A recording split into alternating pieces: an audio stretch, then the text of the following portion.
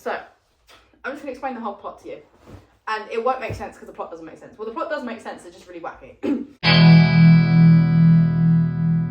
So, it starts off with a clarifying scene of Jenna Ortega is a moody teenager, and Paul Rudd is like this allergy-ridden, socially awkward man with hay fever.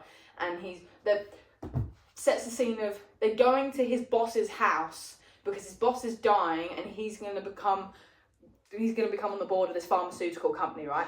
And the mother is dead. Classic horror film. There's only one parent.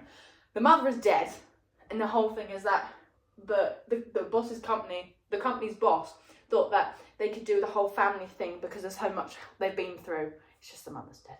Well, not just the mother's dead, but the mother's dead, right? So a clarifying thing. He's trying to connect with his daughter since the mother's passed away. Yeah. He's sneezing or whatever. He's trying to get cell service on his phone. It's suddenly not working. Bang! He's starting to go like 40 miles an hour. Foot's on the gas. Daughter's like, yeah. And then hits something. What? Because he's like blowing his nose in this thing. Ends up hitting this thing like, oh my god, what is it?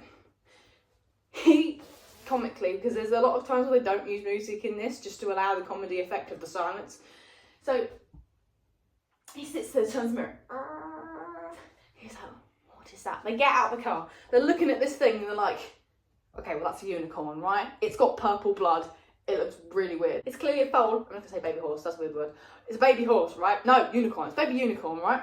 And then so Jenna Ortega's like, looking all traumatised or whatever. Paul Rudd, that's who plays the dad, is just like looking like at this thing.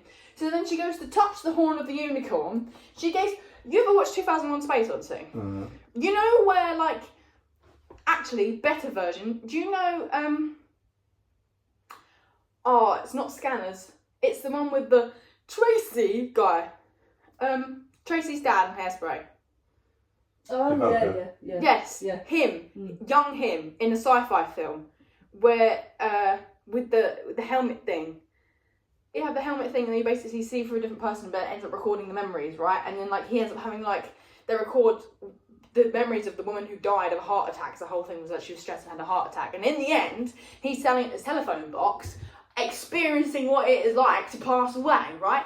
Whatever that scene shows, as well as 2001 Space Odyssey, when he has like that weird mind trip until he gets to that thing with the black cube box thing, that is what basically you're looking at, but as if it was made in this era with space stuff.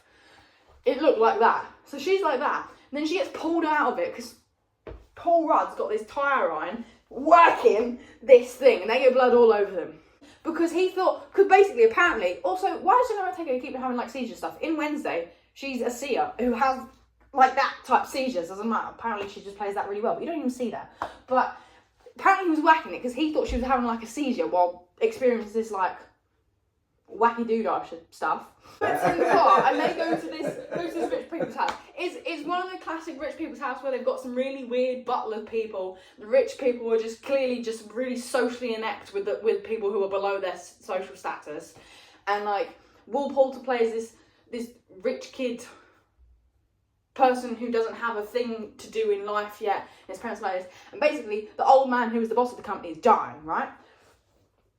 So Jenna Ortega's meeting these people, but she's still like, I don't even remember the girl's name. I don't remember anyone's name, I just remember who plays him. But she was staring like into infinity, and they all tell her to go to the bathroom. So she had blood on her face, but she also, the point at the start of the film was that she had acne and she picked it. So she goes to wipe away this unicorn's blood, acne's gone. Wipes it again, because she realises it's on the side of her face, all of her acne's gone.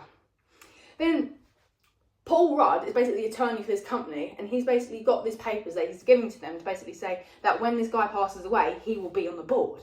It sounds mischievous, it's not. He was just getting it done because he wants to secure a life for Jenna Ortega and him. Only for him to then try and read the thing where he's now had to have reading glasses when he was trying to read, but then he doesn't need them anymore, so he puts them away, right? And then they come down, and she's trying to talk, she's trying to say like, I'm freaking out, can we go? Then he's trying to say, let's go, only for this unicorn to revive itself and start booting. By the way, their car looks a mess. It's a Volvo, clearly a very product placement. It says Volvo. And I'm like, it would be more damaged if it wasn't a product placement.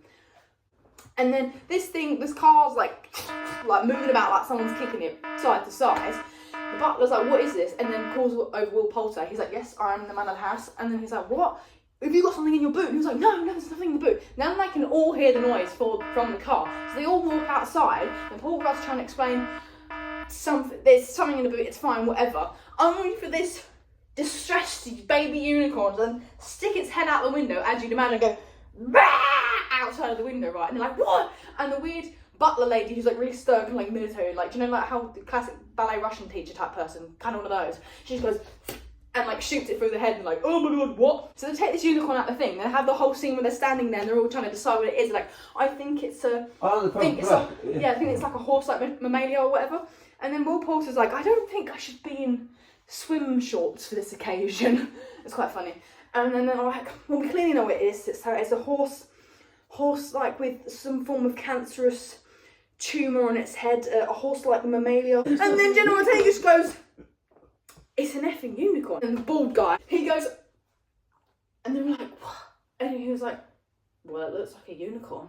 So they have this whole thing of, there was a lot of big words said in this scene very quickly, right? And there wasn't a lot of time to digest in between their discussion about what they were saying. So what I gathered from the next bit was them gathering that both General Ortega's character and Paul Rudd healed from the blood of this thing. They're like, oh my god, maybe the cancerous crippled dude can also heal from this thing.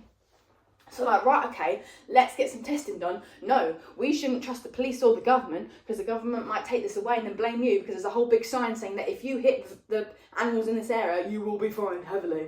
So they're like, well, you can't involve the government, because what if they put you up? Out of the best of our hearts, we'll get our private people in. So they get classic, not to be racist, but the classic Asian two doctors in.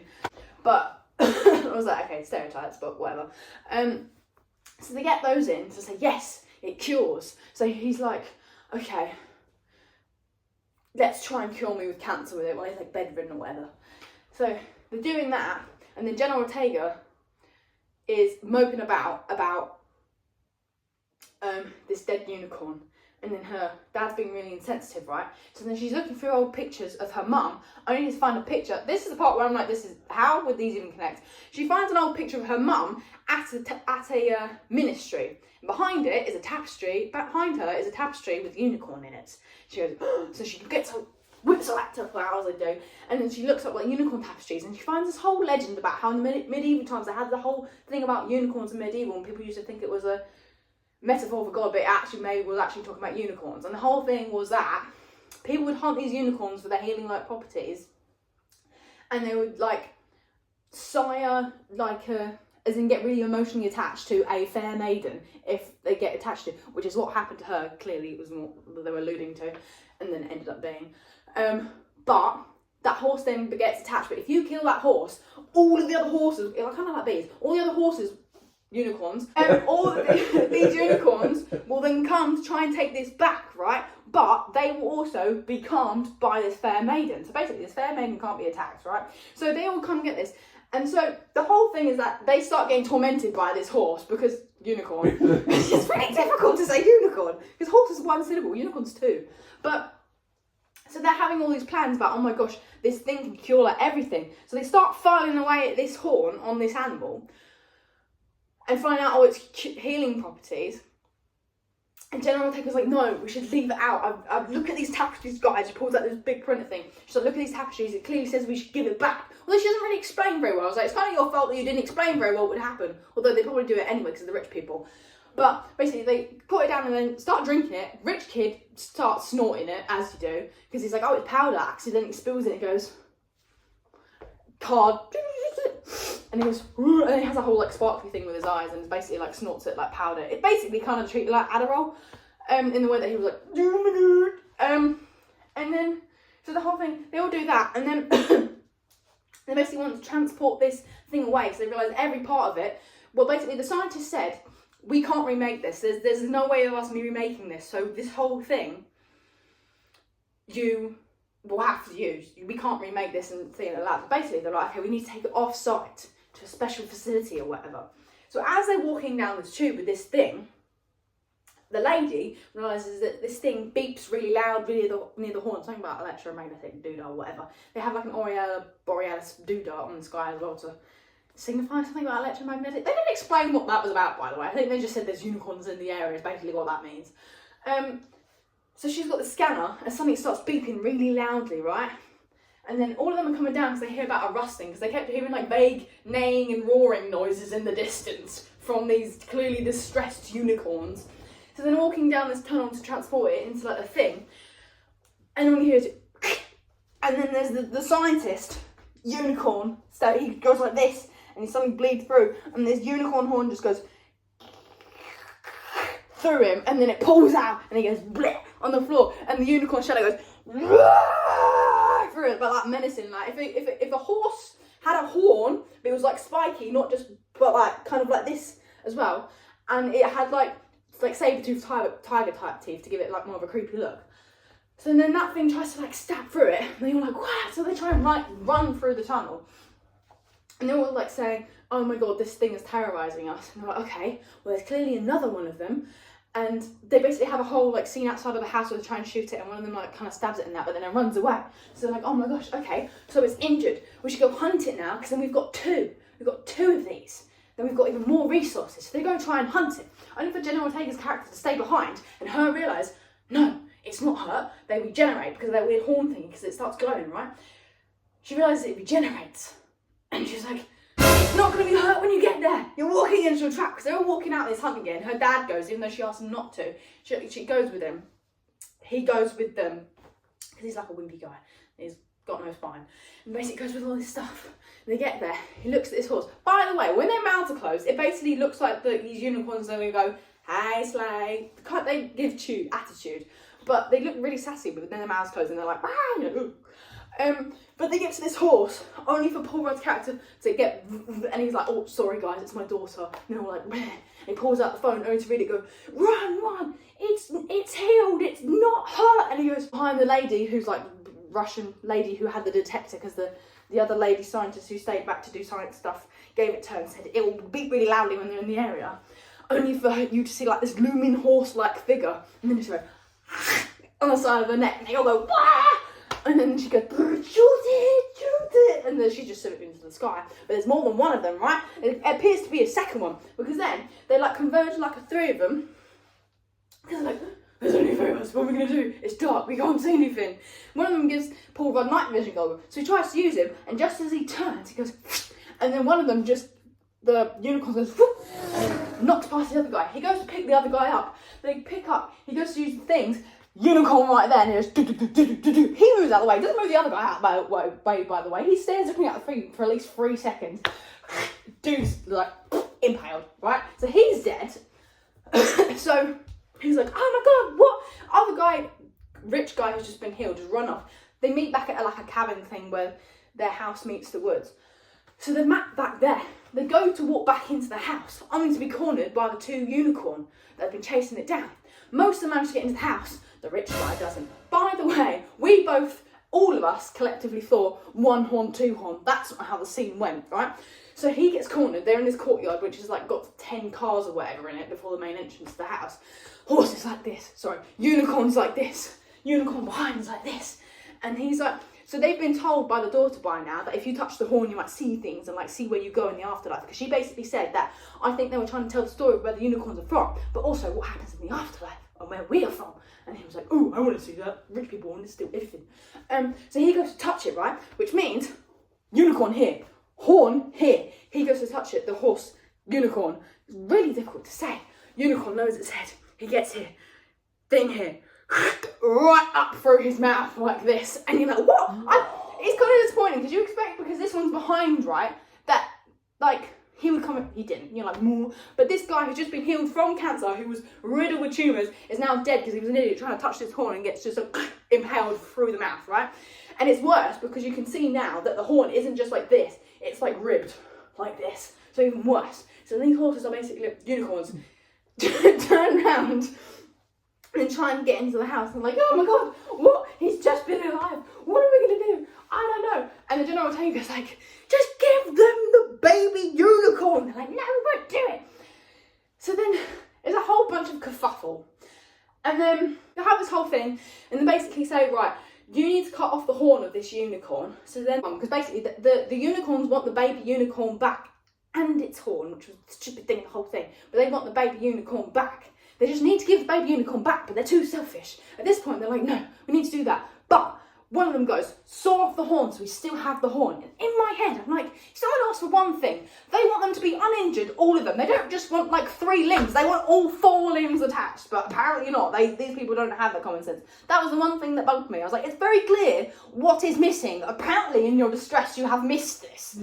But, so they cut it off and put it in this like hyperbolic chamber thing. So they have this they have the unicorn and this baby gurney, and they suddenly have like a whole electric power outage. And the bull waiter guy basically goes, the thing's powered by electricity, there's a manual way to do it by the gate. So to get out the gate, they were all like, okay, we need to get out of the gates and to get in the car and go. And he was like, to do that, someone's gonna have to do it manually at the gatehouse. So they were like, okay, who's gonna do that? And then the rich mum just goes, well, it's clearly got to be someone who knows it. And they've all got torches, by the way, and she just goes. And then Will Poulter's character goes, I agree, it should be someone who, like, we shouldn't do it randomly, it should be, like, purposefully. And I also think it should be someone who's probably got the best chance. And they put it on him. And Jenna Ortega's character goes, I'd like to say I don't vote for him. And he's like, thank you, Jenna. Not whatever her name is. Yeah.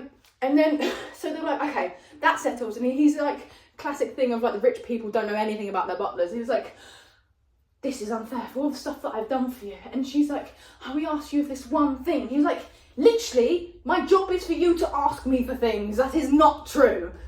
And then she's like, oh, and he's like, I have family, you know, I have kids. And she goes, you do? Oh, well, of course I knew you do. And then he's like, oh, whatever. So basically he plans to go. And they're like, okay, we need someone to take the unicorn out. Because they're like, well, if someone takes the unicorn out, the unicorns might turn on it and then go to get them. And then they all turn to the other doctor lady, whose friend doctor has already been stabbed and died. So she's like, this is unfair, but she'll do it anyway, whatever. So then there's a whole moment of her saying, like, there was a thing where it was alluded to that she still, oh, that's why. Basically, she steals some, I've just connected what was happening in the scene. She steals some of the unicorn powder and puts it in her pocket. So then it gets whole organised, whatever. Those lot stay in the house because they're all going to go to certain parts of, and then escape. So then she's willing outside, right? Bald guy's going down to the gatehouse. He sits on the floor and he's like, to open this gate manually. And then she's pushing this outside. And she does. And the horses just come around like sauntering. This is what I mean by when their mouths are closed, it's like a saunter. They're like this, just coming down to check it out. And then she just moves away from it. She's like, humans, I hope you will take this offering from the humans, and then slowly backs away like towards like the gate, right? Well, that's where the gatehouse, unicorn offering, unicorns, right? She's slowly going here. The other dude's over here trying to open it.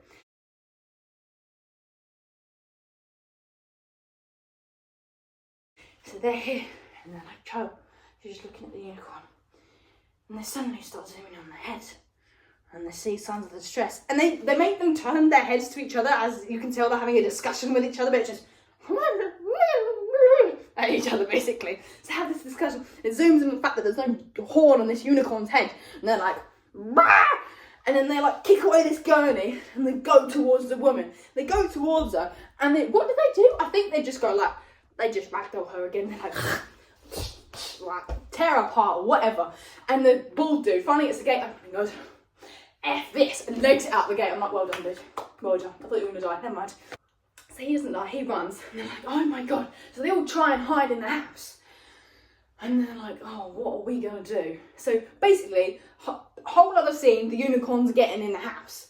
They're all running and hiding. So you've got Paul Rudd and Jenna Ortega running about.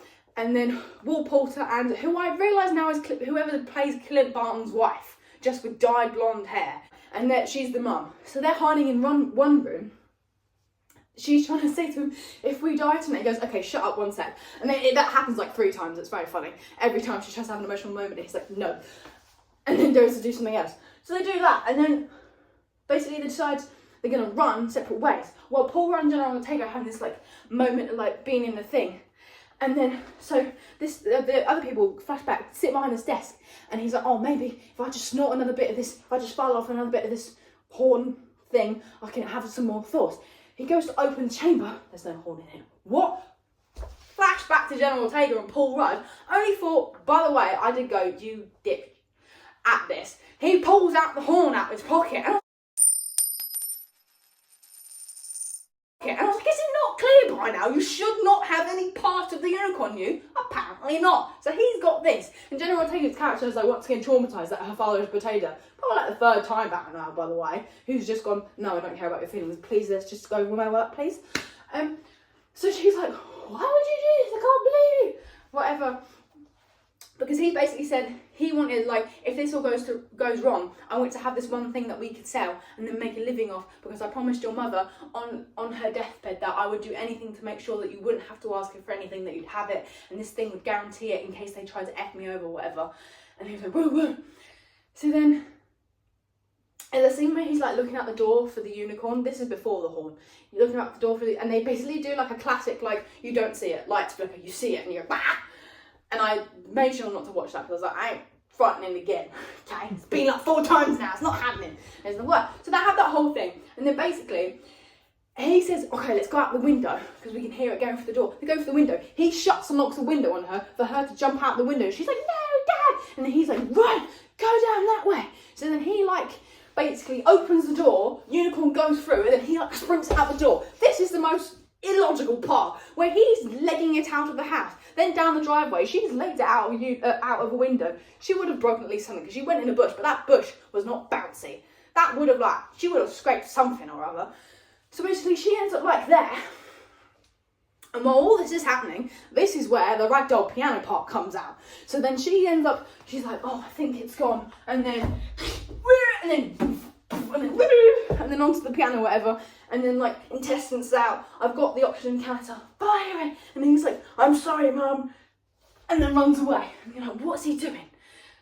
About 10 minutes before this, he was saying he's figured out from looking at the printings that Jenna Ortega made that if they got Jenna Ortega in front of the unicorns would calm down, and then he could catch them all up, make them mate, have a bunch of unicorns, and then sell them, and then make all this money out of all the blood and stuff. So he basically ended up going in a plan in his head going, we need to capture Jenna Ortega so the unicorns will do our bidding, basically. So that was his plan all along. So that's all happening. So then he's running off. And it cuts to when they're running out the thing. So then you see Paul run, legging it round this bush, and then a horse go, unicorn, go out the way. How he's still not caught up, by the way. There was a whole thing at the start of this, where you link it back, where he was the winner of a company 10k run, which I think was their basis of saying why he was able to outrun a horse. Outrun a unicorn. Which, by the way, I still think a unicorn could outrun a human doing a 10k. I don't think he's got unicorn speeds. Considering they heal cancer, they probably have like superhuman. Apparently it helps save us running through woods. So then Jenna Ortega goes to see her father do that and the horse go that way. And then she says, here's, don't move. And she turns around. And Will Porter's thing, by the way, absolutely, I think purposefully holding the bow atrociously. Instead of like this, he's holding it like fist. Like thing like that, but just like fist like this instead, very clearly. Like if he shot it, it probably wouldn't go the right way. And then, so she's like, oh no. So then he sits there and he's brought now the baby unicorn out with him. So he's got the baby unicorn. He's got her sat there. He's basically waiting for one of the unicorns to come find. So they get one, right? Unicorn comes finding over, and then it goes in Jenna Ortega's face, and she's like, classic like horror film where you got the big bad thing and they're like in the face, and then the unicorn, and it splits, and the unicorn's falling asleep with its head on her lap, and you're like, oh my god, what? So then Will Porter comes around, gets rope, then ties its legs together, and then Paul Rudd, the whole scene of him like legging it through the woods or whatever, only to then end up in the same place that he just legged it from, still outrunning the unicorn, and then basically having the horn like this, the unicorn here, and then leading them to where he then finds his daughter being held at arrow point, best description, to get the horse back here. So then the horse sees Jenna Ortega, then sniffs around, it's like, oh! So then goes to Jenna Ortega, and then falls asleep in its lap. And then Will Porter's character is like, woo!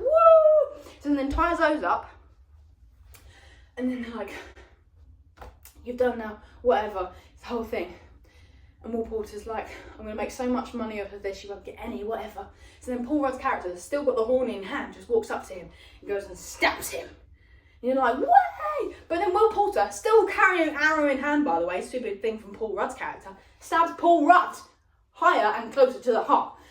So Will Porter's like, what? And then Jenna Ortega's unicorns, which I'm now calling them, sense distress because she's moved away from them now. They're not on her lap anymore. And then one of them has started kicking out of its things because he clearly is an incompetent man and cannot do anything. So clearly his bindings weren't good either. So he manages to kick out. So Paul Rudd's been stabbed. He's like, bleh, bleh, and then falls back, whatever. And then Will Porter, now stabbed as well. He's like, what? So he starts falling down, only for the horse to get out his reins. He looks up. Classic thing, one of the screenshots of this tapestry was the horse, unicorn, back kicking, right? So you see this horse laid on the floor like this, sees Will Porter, gets up and then just bah, right in his face. Will Porter flies back, big eye socket thing, and then he's just like, goes, and then you see like his face just like, because he's been like just punted to death basically. So Will Porter's dead, and Jenna Ortega's like, oh my god, no, my dad, then runs, and they have this whole thing where Jenna Ortega explains, oh my god, and he was like, what did you see when you touched the horse? She basically explains like, oh, it was like, I think they were showing where the unicorns came from. Like blood all over, obviously, because she's helping her father, crying her eyes out, dead father, already dead mum, about to become an orphan. And she's like, oh, I think it's where the unicorns came from. They were trying to show where we were from, and even where the universe started. I was like, okay, well, that explains why they made it a bit spacey. And also, like, unicorns in general, they make it spacey. I'm like, why? They're earth roaming animals, but anyway. Paul Rudd's, oh, like, and she's like, oh, maybe that's what mum sees, and that's maybe what you might see. And he was like, oh, that would be nice to see. And then he dies, and then she's there laying over him like crying, whatever. And then these horses, unicorns, the unicorns finally get up, and then they're like doing the whole chatter thing with each other again. So they come over, right? Unicorn bites the side of Paul Rudd's shirt, drags him so he lays over the dead baby unicorn. Yeah, but dead. Drags him over so he's laying across the baby unicorn. And now, the unicorn has a horn because it was in Paul Rudd's hands, but it no longer is. So they pick up the horn that was shorn off and then put it in front of the baby unicorn, right?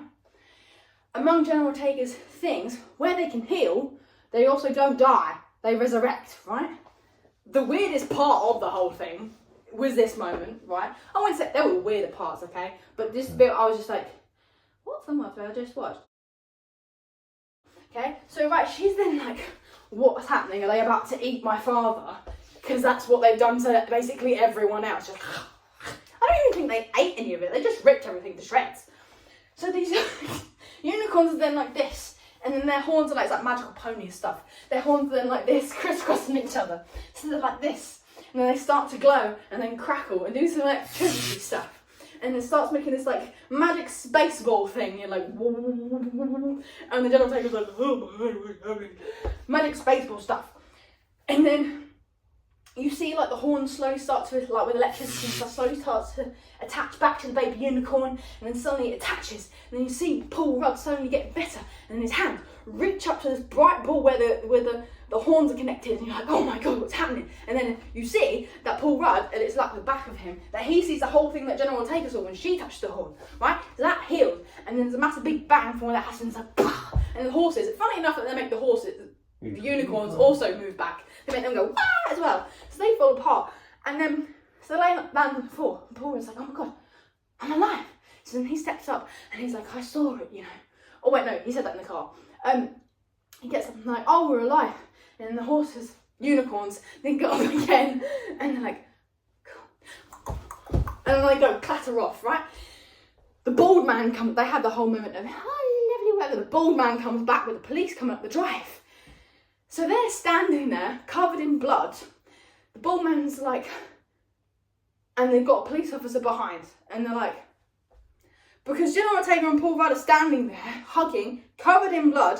He's standing there, and he's clearly got a lot of blood on him, but obviously he's alive, because that much blood he wouldn't be alive, so it's probably not his from an outside point of view. And a dead Will Porter face down on the thing. So Jenna Ortega's character just goes, frick. And then you next see them getting into the back of the police car, and they get in the police car, right? So in the back of the police car, and it's like a whole filler scene of the lady in the front going, oh yeah, you'll see this one packed in with complete bloodshed. You'll never believe that story, but I'll let you hear it for yourself. And they're in the back of the thing. The whole thing started where they're basically late because of a plane thing, and then like Jenna Ortega's character was sat like this, and she like lays her head and starts falling asleep. Paul Rudd's character is like, oh, this is great, only for him to then drop paper in his hands, try and get it, can't grab it, so then he just unbuckles, does that, but Jenna Ortega's character, head falls off, obviously, and then bangs on the seat, and the whole thing is like, oh, she doesn't trust him, and then he was like, you fell asleep on me, you know, and she was like, why would I do that? I don't trust you, Dad. And then the whole thing at the end, like in the back of the police car, and they're like, oh, this is nice. So then she like shuffles closer to him and willingly puts her head on, she's still awake, willingly puts her head on the shoulder, like, oh, they're nice to each other now. Only to then hear the captain go, what the hell is that? You look in the back. Who's come back? The 2 unicorns and the baby unicorn. Oh my They're God. clopping around the back, right? You're like, woo! So they're like, it's kind of like when like you've got a herd of horses now running with the people. You're like, oh my gosh, it's like freedom. So they're like that, going with a thing. The bald guy's like, oh, this is great. He turns to his left, he sees the horses, and then he's got a windy window. They're going, the unicorns are going by, and he's like, sorry, and they go, and they keep going past, because obviously they're in the back of a police car, and the unicorns are obviously going, my friend has been captured, we must get to them. That's what I think the unicorns sound like. So they go up to the police car, right, and then you've got like one of the horses, I've got to keep gabbing with this whole thing. I can't do it while I'm talking. So they go up to the police car, and then Jenna Ortega and Paul are like into the window, like having like a whole moment. But then you see, and then it zooms in on the unicorn's eye, and the unicorn flickers down slightly because he can see Paul Rudd's handcuffs, and they're like, okay. They have like a weird telepathic thing of, right, you're about to save us, aren't you? That's why you're here, okay. So then they like gather together, bunker down, and these unicorns basically T-bone ran this car off the side. And they're like, if we do this, the way that car was going, ain't no way they're also surviving, because they were gonna go into the water unless the unicorn, maybe the unicorns can swim, I don't know. Yeah, so the whole thing ends where they just like crashed into the side of the car, and then apparently Paul Rudd and Jenna Ortega are getting saved by these 2 unicorns and a baby unicorn.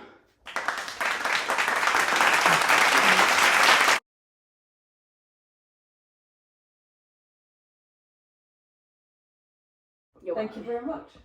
Very much appreciated. You're welcome. Did you enjoy the film? It was very funny.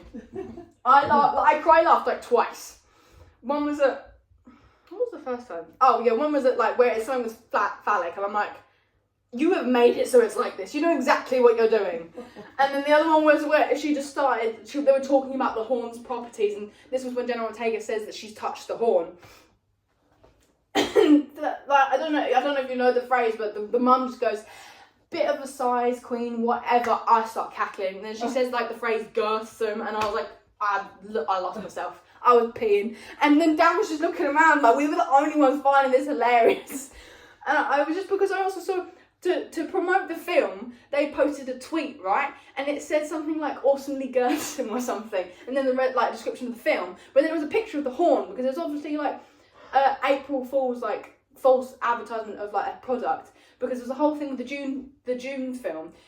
And when they made a popcorn bucket, and it was of like the worms, like one of the worms' face, and you put your hand in that, but it was oddly like weirdly sexual, right, the way they made the bucket. So I think it was like a whole thing of that, but they made like the horn, and everyone in the comments is just going, I don't think, because they were saying it's a lamp, and everyone's going, I don't think that's a lamp. And it was funny because I was like, oh, that's funny, because I was like, I'm realising now it's a quote, but yes, it was indeed very funny. I was like, every 10 minutes I was just going, what am I watching? This is very funny, but it's also very odd. And me just going, I love that they're making these types of film now. Absolute idiocy of a plot, but hilarious. Because it was like, yeah, I jumped, but it was like horror and slightly gore from the intestines literally being pulled out. That was the most gore bit.